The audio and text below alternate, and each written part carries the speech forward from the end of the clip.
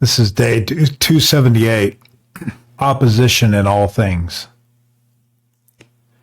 This seems to be one of the laws of the universe, that there is opposition to all things. This became apparent to me during my week-long expedition in the high desert. Everything was in conflict in that environment, but it seemed that over time a balance was found and an equilibrium established.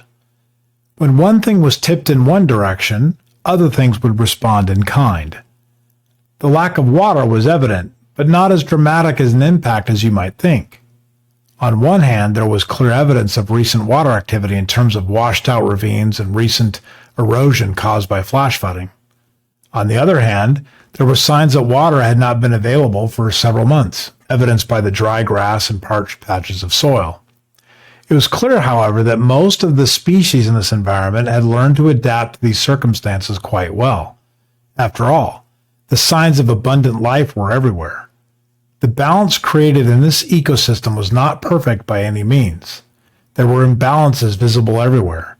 But even with this clear lack of perfection, a sense of stability was prevalent, especially as you walked past one of the giant bristlecone pines that seemed to emanate a radiance impacting everything around it. These were ancient trees that had established health, strong root systems, armored hides, and branches high up out of harm's way that collected the sun's rays. If you stopped for a moment next to one of these giants, you could feel the micro-ecosystem all around you. And beneath these leaves, you could see the same balance between opposing forces at play: organic growth versus natural erosion. In nature, opposing forces are everywhere. Protons and electrons, positive and negative, light and dark, cold and warm. Everywhere you inspect, when you find a force, you will find an equal and opposite force working against it. Newton applied this to forces of energy, but it is clearly evident in almost everything else, from chemical bonds to interactions between different species. With all this opposition occurring around us, is it any surprise that there is opposition against anything we try to do? It shouldn't be. Yet we always lament the fact that anyone or anything should oppose us something we attempt. In fact, I think the opposite would be true.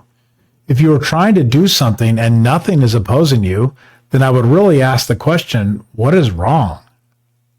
I believe there is a difference between opposition and resistance, however.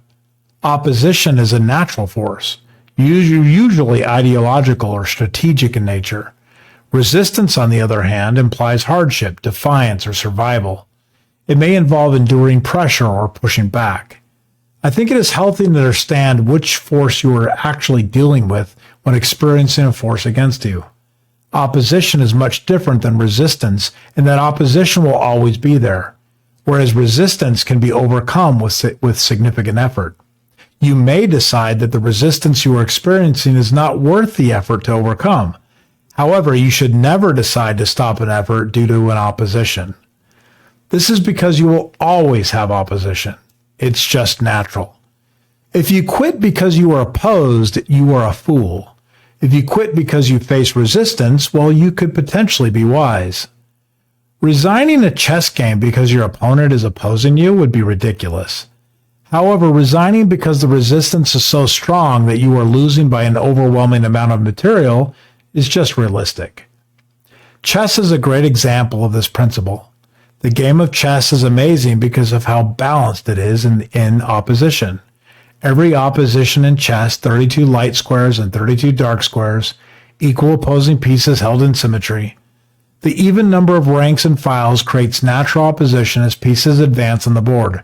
Everything is balanced, and oftentimes the way to win at chess is to figure out how to throw off the balance of the game, and during that moment of upheaval, create an advantage.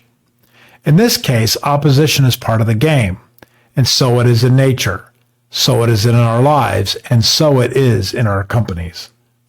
When we enter into this wild world armed with our ideas crafted in our playrooms and sandboxes, we get the opportunity to exert our will on others. Is it a shock to know that other people also have a will? Some stronger than others, some more equipped to combine their will with others. Opposition is part of life.